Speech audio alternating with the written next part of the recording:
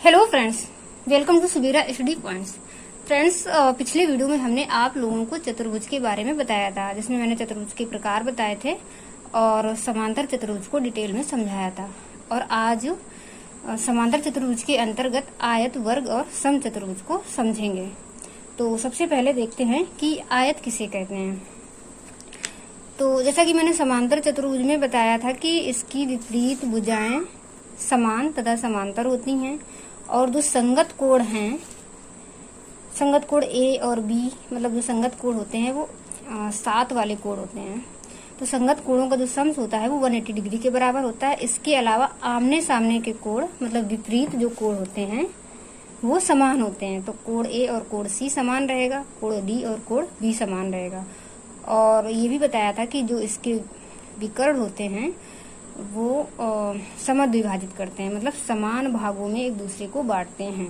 इतना मैंने समांतर चतुर्भुज के बारे में बताया था। तो यही सारी प्रॉपर्टीज एक आयत में भी फॉलो करती हैं। इसमें भी जो विपरीत भुजाएं हैं वो समान होंगी एंड समांतर होंगी। उसके अलावा जो आमने सामने के कोण होंगे वो भी मतलब समान होंगे और उनका जो सम्स होगा वो 180 डिग्री के बराबर होगा। और इसके अलावा इसमें भी संगत कोण जो होंगे उनका सम्स 180 डिग्री के बराबर होगा।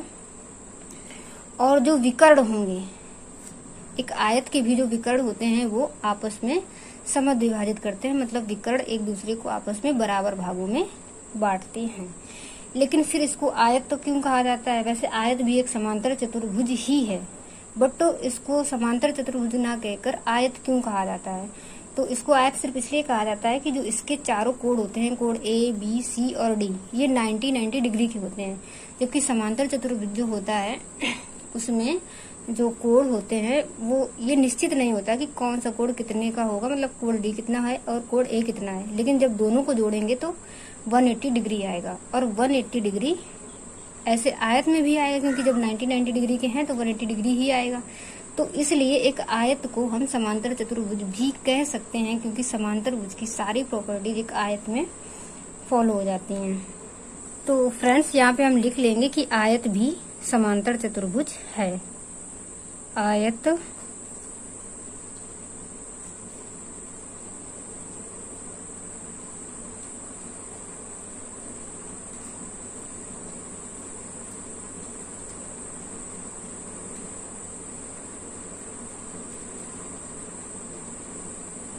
इसके अलावा इसके एरिया की अगर बात करें तो एक आयत का जो एरिया होता है वो होता है लंबाई गुणा चौड़ाई।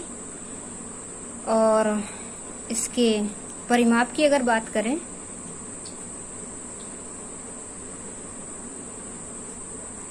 तो ये हो जाएगा 2 और ब्रैकेट में लंबाई प्लस चौड़ाई। जैसा कि मैंने समांतर चतुर्भुज में भी बताया था कि जो परिमाप होता है वो किसी भी फिगर की चारों तरफ की टोटल लंबाई को ही परिमाप कहते हैं। तो इसमें ये लंबाई रहेगी तो लंबाई प्लस लंबाई 2 बार ऐड करेंगे और चौड़ाई प्लस चौड़ाई 2 बार ऐड करेंगे। इसीलिए लंबाई प्लस चौड़ाई को ऐड करके उससे 2 से मल्टीप्लाई करवाया जाता है। एंड इसकी विकर्ण की अगर हम बात करें, इस तरीके से 2 विकर्ण हो जाएंगे इसमें भी, और एक समांतर चतुर्भुज में भी 2 विकर्ण होते हैं। और समांतर चतुर्भुज में भी दोनों जो विकर्ण होते हैं वो आपस में समद्विभाजित करते हैं, और उसी तरीके से आयत में भी विकर्ण आपस में समद्विभाजित करते हैं। तो मान लेते हैं किसी बिंदु O पर इन्होंने आपस में एक दूसरे को काटा। अब क्या करेंगे कि विकर्ण की लंबाई को कैसे ज्ञात करेंगे तो वो भी देख लेते हैं। मान लेते हैं कि ये लंबाई है L और चौड़ाई है B। तो हम इस ट्रायंगल को ले लें A, B और C। इस तरीके से एक त्रिभुज का निर्माण होगा और ये 90 डिग्री बन रहा है, और 90 डिग्री के सामने वाली जो भुजा होती है वो कर्ण होती है। और कर्ण को निकालने के लिए हमें क्या करना होता है कि कर्ण का जो स्क्वायर होता है वो बाकी दोनों भुजाओं के स्क्वायर के योगफल के बराबर होता है, जो कि हम पहले भी बता चुके हैं। तो इस तरीके से विकर्ण की लंबाई निकल आएगी। तो यहाँ पर हो जाएगा विकर्ण की लंबाई। तो विकर्ण की लंबाई यहाँ पे विकर्ण ए और सी है, जो कि जिसको हम कर्ण की भुजा मानेंगे। तो विकर्ण की लंबाई बराबर हो जाएगी L square plus B square, क्योंकि जब हम कर्ण निकालते हैं तो कर्ण का स्क्वायर इक्वल बाकी दोनों भुजाओं का स्क्वायर का सम करते हैं। तो जो इधर स्क्वायर लगेगा वो यहाँ पे अंडर रूट हो जाता है। इसके बाद फ्रेंड्स अगर हम बात करें कि एक आयत से जो संबंधित प्रश्न बनते हैं वो किस तरीके से पूछे जाते हैं, तो हम मान लेते हैं कि कोई एक आयत है। यहाँ पे एक मैंने आयत बनाया और उसकी लंबाई चलो 20 सेंटीमीटर मान ली, और जो चौड़ाई है वो हो गई 15 सेंटीमीटर। अब हमको यहाँ पे अगर विकर्ण निकालना है तो विकर्ण निकालने के लिए जो विकर्ण की लंबाई के लिए क्या फार्मूला होता है कि मतलब लंबाई स्क्वायर प्लस चौड़ाई स्क्वायर और उसको अंडर रूट में लिखेंगे। तो यहाँ पे जो विकर्ण की लंबाई हो जाएगी वो 20 का स्क्वायर प्लस 15 का स्क्वायर, उसके ऊपर अंडर रूट। यहाँ पे 20 का स्क्वायर होता है 400 प्लस 15 का स्क्वायर होता है 225। अंडर रूट इन दोनों को जोड़ देंगे तो हो जाएगा 625, और 625 ये होता है 25 का स्क्वायर रूट। तो 25 सेंटीमीटर हमारी विकर्ण आ जाएगी। इसके अलावा अगर एरिया निकालना हो तो एरिया के लिए मैंने बताया है कि लंबाई गुणा चौड़ाई होता है, और पेरीमीटर के लिए 2 ब्रैकेट में L प्लस बी। यहाँ पे फ्रेंड्स जो एरिया में यूनिट का यूज करते हैं तो यूनिट स्क्वायर होता है, मतलब जो भी यूनिट दी रही होगी मीटर में या सेंटीमीटर में, और पेरीमीटर में जो यूनिट होती है वो सिर्फ यूनिट ही होती है, मतलब उसमें स्क्वायर वगैरह नहीं लगता, जो भी यूनिट होगी। उसके बाद तो इसका एरिया और पेरीमीटर भी निकाल लेंगे। एरिया के लिए क्या करेंगे, लंबाई गुणा चौड़ाई, और पेरीमीटर के लिए लंबाई प्लस चौड़ाई उसको 2 से मल्टीप्लाई करवा देंगे। उसके बाद फ्रेंड्स बात करें अब हम स्क्वायर की, तो स्क्वायर में भी वही प्रॉपर्टीज फॉलो करती हैं। इसमें भी क्या होता है कि जो विपरीत भुजाएं हैं, मतलब भुजा ए बी और भुजा डी सी, विपरीत भुजाएं समान तथा समांतर होती हैं। आमने सामने के कोण भी समान होते हैं, एंड जो संगत कोण हैं उनका सम्स भी 180 डिग्री के बराबर होता है। इसके अलावा इसके भी चारों कोण 90 डिग्री के होते हैं। तो इसमें जो आयत में मैंने बताया था कि चारों कोण 90 डिग्री के होते हैं, और वर्ग में भी चारों कोण 90 डिग्री के होते हैं। और इसके जो विकर्ण हैं, विकर्ण की अगर बात करें तो विकर्ण भी समद्विभाजित आपस में एक दूसरे को करते हैं। तो इस तरीके से एक वर्ग को हम आयत भी कह सकते हैं, लेकिन ये इसको मतलब वर्ग को आयत कह सकते हैं। तो वर्ग को तो आयत कह सकते हैं, लेकिन आयत को वर्ग नहीं कह सकते। क्यों नहीं कह सकते कि एक आयत में जो आमने सामने की भुजाएं तो समान होती हैं, लेकिन वर्ग की चारों भुजाएं समान होती हैं और आयत में चारों भुजाएं समान नहीं होती। इसलिए वर्ग को आयत कह सकते हैं, लेकिन आयत को वर्ग नहीं कहेंगे। इसके अलावा वर्ग को हम समांतर चतुर्भुज भी कह सकते हैं, क्योंकि इस तरीके के क्वेश्चन भी पूछे जाते हैं कि जो सभी वर्ग हैं वो आयत होते हैं। तो ऐसे बताना होता है कि ये सही है या गलत। तो सभी वर्ग आयत होते हैं, किंतु सभी आयत वर्ग नहीं होते। इसके अलावा इसके एरिया और पेरीमीटर की अगर हम बात करें तो जो इसका एरिया होता है, एरिया बराबर हो जाएगा भुजा स्क्वायर, जो भी मतलब भुजा दी रही होगी उसी का स्क्वायर। तो ऐसा इसलिए होता है क्योंकि इसकी जो चारों भुजाएं हैं वो समान है।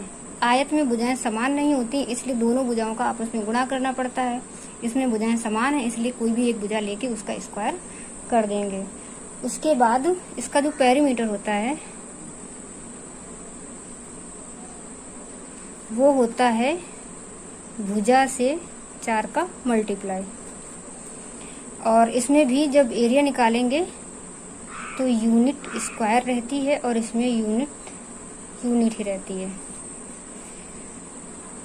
एंड इसके विकर्ण की अगर बात करें तो एक वर्ग की जो विकर्ण है वो हो जाती है a/√2, और इसमें भी यूनिट ही लिखते हैं। तो इसको भी उसी तरीके से निकाल लेंगे कि इसकी क्योंकि चारों भुजाएं समान होती हैं तो ये भी a रहेगा और ये भी a रहेगा। इसको जब निकालेंगे तो a square plus a square करेंगे, और जैसा कि आयत की जो विकर्ण निकाली थी तो इसमें क्योंकि दोनों भुजाएं अलग अलग थी तो l square plus b square करा था। इसमें दोनों सेम है तो इसमें जब हम a square plus a square करेंगे उसके ऊपर अंडर रूट लगाएंगे विकर्ण को निकालने के लिए, तो यहाँ पे a स्क्वायर और a स्क्वायर जुड़ करके हो जाएगा 2a स्क्वायर, उसके ऊपर अंडर रूट भी लगा हुआ है। तो जो a स्क्वायर है वो अंडर रूट से बाहर आ जाएगा, तो a हो जाएगा, लेकिन अंडर रूट 2 बाहर नहीं आएगा क्योंकि 2 जो है 2 का स्क्वायर, अंडर रूट 2 का कोई कुछ स्क्वायर रूट नहीं होता है, तो अंडर रूट 2 अंडर रूट के अंदर ही रहेगा और a स्क्वायर का जो स्क्वायर रूट होगा वो a हो जाएगा, तो a अंडर रूट 2 ये विकर्ण हो जाएगी। उसके बाद फ्रेंड्स अगर हम बात करें इससे जुड़े जो क्वेश्चन हैं वर्ग से रिलेटेड किस तरीके से पूछे जाते हैं, तो हम यहाँ पे मान लेते हैं कि एक कोई स्क्वायर दिया हुआ है a b c और d। उसके बाद जो उसका एरिया है वो दिया है 256 मीटर स्क्वायर और हमें उसकी विकर्ण ज्ञात करनी है। तो विकर्ण ज्ञात करने के लिए हम क्या करेंगे, विकर्ण का जो फार्मूला होता है विकर्ण ज्ञात करने के लिए मैंने बताया कि a अंडर रूट 2 को लिखेंगे। तो यहाँ पे सबसे पहले हमको a मतलब भुजा है तो भुजा पता नहीं है तो भुजा निकालेंगे सबसे पहले। तो भुजा निकालने के लिए हमें एरिया का प्रयोग करना पड़ेगा। तो एरिया यहाँ पे 256 मीटर स्क्वायर दिया हुआ है और एरिया का जो फॉर्मूला होता है वो होता है भुजा स्क्वायर। तो इस यहाँ पर हम एरिया का फॉर्मूला होता है भुजा स्क्वायर।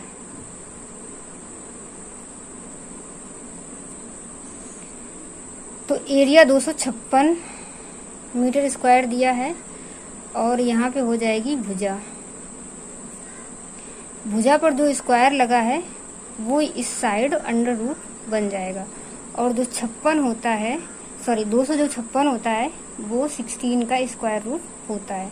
तो जो हमारी भुजा है वो आ जाएगी 16 सेंटीमीटर। अब हमें भुजा पता चल गई है तो अब हम विकर्ण भी आसानी से निकाल लेंगे।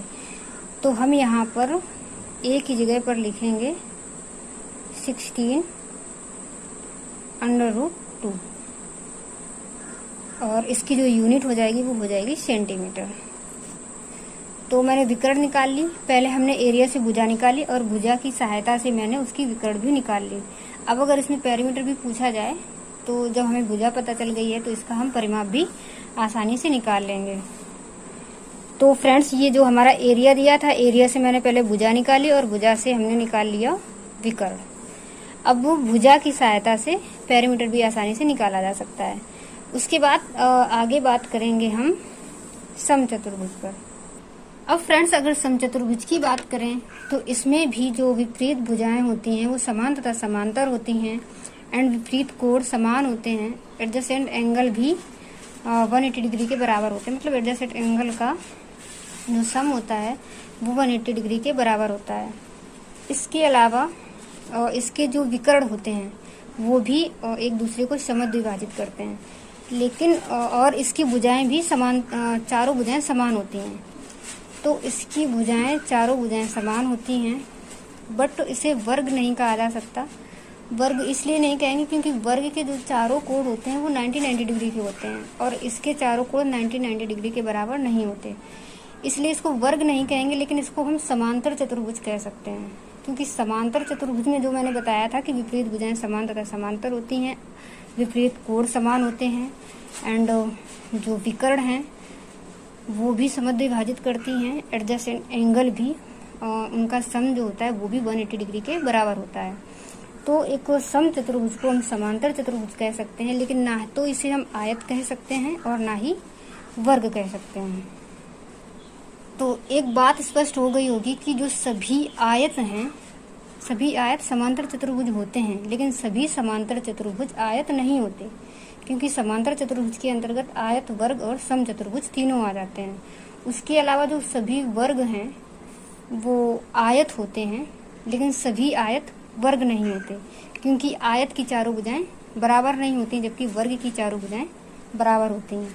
एंड सम चतुर्भुज जो सभी समचतुर्भुज हैं वो सभी समचतुर्भुज समांतर चतुर्भुज होते हैं, लेकिन सभी समांतर चतुर्भुज समचतुर्भुज नहीं होते। तो चलिए फ्रेंड्स, लेकिन इसमें एक थोड़ा सा डिफरेंस ये होता है कि जो इसके विकर्ण होते हैं वो समद्विभाजित तो करते हैं, बट समकोण पर समद्विभाजित करते हैं। अभी तक जो विकर्ण थे आयत के, वर्ग के या फिर समांतर चतुर्भुज के, तो वो आपस में समद्विभाजित कर रहे थे, मतलब एक दूसरे विकर्ण को आपस में समान भागों में बांट रहे थे। लेकिन जो समचतुर्भुज के विकर्ण होते हैं वो समकोण पर समद्विभाजित करते हैं, मतलब जहां पर वो काटेंगे वहां पर 90 अंश का कोण बनेगा। ये एक समचतुर्भुज का थोड़ा सा डिफरेंस होता है। उसके बाद अगर इसके एरिया की बात करें, एक समचतुर्भुज का जो एरिया होता है वो होता है हाफ d1 d2, मतलब विकर्ण है ये d1 और d2। और पेरीमीटर की अगर बात करें तो ये हो जाएगा 4 मल्टीप्लाई भुजा, क्योंकि इसकी भी जो चारों भुजाएं हैं वो समान होती हैं, तो इसका जो पेरीमीटर है वो भी 4 गुणा भुजा रहेगा। और एरिया में हमेशा ही जो यूनिट होती है उसको स्क्वायर के साथ लिखते हैं, और पेरीमीटर में यूनिट सिर्फ यूनिट ही लिखते हैं। और फ्रेंड्स, इसके भी क्वेश्चन की अगर बात कर लें तो मान लेते हैं कि कोई एक समचतुर्भुज दिया गया है, उसकी साइड मतलब जो उसकी एक भुजा है कोई, वो दी हुई है 13 सेंटीमीटर, एंड जो विकर्ण है, विकर्ण 1 दिया है 10 सेंटीमीटर और विकर्ण 2 दिया हुआ है 24 सेंटीमीटर। अब अगर हमसे इसका क्षेत्रफल पूछा जाता है, मतलब अगर एरिया पूछ रहा है, तो एरिया का फार्मूला होता है हाफ d1 d2। तो यहाँ पे d1 क्या हो जाएगा, पहले तो 1/2 लिखेंगे, मल्टीप्लाई d1 मतलब 10 और मल्टीप्लाई 24।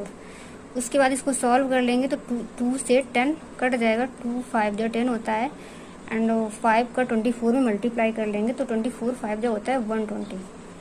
ये हो जाएगा 120 सेंटीमीटर, क्योंकि ये एरिया है इसलिए यहाँ पर सेंटीमीटर स्क्वायर लिखेंगे। एंड अगर परिमाप की बात करें तो परिमाप के लिए जो फार्मूला होता है वो होता है 4 मल्टीप्लाई भुजा। तो यहाँ पे जो साइड दी हुई है, जो भुजा है वो है 13 सेंटीमीटर, तो 13 का हम 4 से मल्टीप्लाई कर देंगे, एंड 13 4 जो होता है 52। और परिमाप में हमेशा यूनिट ही लिखते हैं, उसमें स्क्वायर नहीं लगाते हैं। तो ये हमारा हो गया परिमाप, और ये हो गया परिमाप, और ये हो गया एरिया। तो फ्रेंड्स, आज की वीडियो में इतना ही रखते हैं, और अगले वीडियो में हम डिस्कस करेंगे समांतर चतुर्भुज के जो अगले हैं चतुर्भुज, एक समलंब चतुर्भुज एंड पतंग। सॉरी फ्रेंड्स, ये चतुर्भुज के प्रकार हैं, समांतर चतुर्भुज के नहीं हैं। तो चतुर्भुज में मैंने अभी तक आपको समांतर चतुर्भुज और समांतर चतुर्भुज के अंतर्गत जो आते हैं आयत, वर्ग और समचतुर्भुज, ये मैंने इतना बता दिया है।